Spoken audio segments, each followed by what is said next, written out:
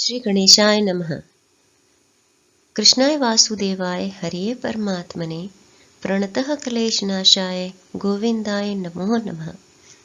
आज हम माघ मास महात्म्य का 11वां अध्याय करेंगे।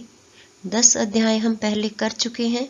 10वें अध्याय तक हमने जाना कि किन किन कर्मों के द्वारा व्यक्ति स्वर्ग को जाता है और किन किन कर्मों को करने से व्यक्ति नरक को प्राप्त होता है।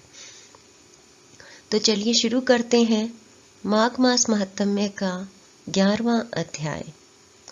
यमदूत कहने लगा कि हे वैश्य, मनुष्य को सदैव शालिग्राम की शिला में तथा वज्र या कीट चक्र में भगवान वासुदेव का पूजन करना चाहिए, क्योंकि सब पापों का नाश करने वाले, सब पुण्यों को देने वाले तथा मुक्ति प्रदान करने वाले भगवान विष्णु का इसमें निवास होता है।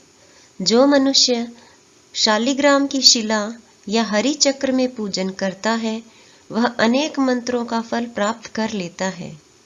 जो फल देवताओं को निर्गुण ब्रह्म की उपासना में मिलता है, वही फल मनुष्य को भगवान शालिग्राम का पूजन करने से यमलोक को नहीं देखने देता। भगवान को लक्ष्मी जी के पास अथवा वैकुंठ में इतना आनंद नहीं आता जितना शालिग्राम की शिला या चक्र में निवास करने में आता है। स्वर्ण कमल युक्त करोड़ों शिवलिंग के पूजन से इतना फल नहीं मिलता जितना एक दिन शालिग्राम के पूजन से मिलता है। भक्ति पूर्वक शालिग्राम का पूजन करने से विष्णु लोक में वास करके मनुष्य चक्रवर्ती होता है। काम, क्रोध, लोभ, मोह, अहंकार से युक्त होकर भी मनुष्य शालिग्राम का पूजन करने से वैकुंठ में प्रवेश करता है। जो सदैव शालिग्राम का पूजन करते हैं, वह प्रलय काल तक स्वर्ग में वास करते हैं। जो दीक्षा, नियम और मंत्रों से चक्र में बलि देता है, वह निश्चय करके विष्णु लोक को प्राप्त होता है। जो शालिग्राम के जल से अपने शरीर का अभिषेक करता है, वह मानो संपूर्ण तीर्थों में स्नान करता है।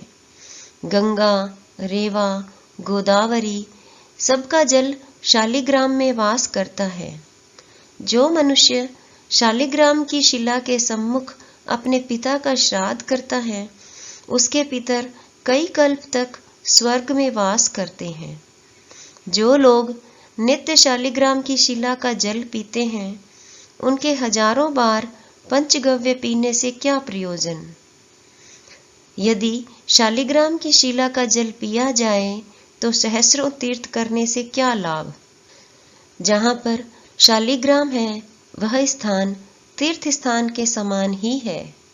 वहाँ पर किए गए संपूर्ण दान, होम करोड़ों गुना फल को प्राप्त होता है।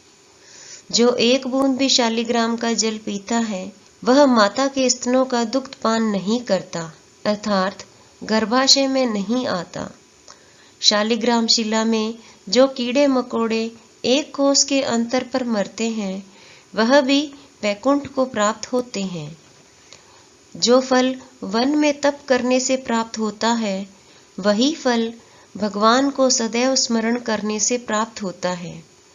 मोहवश अनेक प्रकार के घोर पाप करने वाला मनुष्य भी भगवान को प्रणाम करने से नरक में नहीं जाता।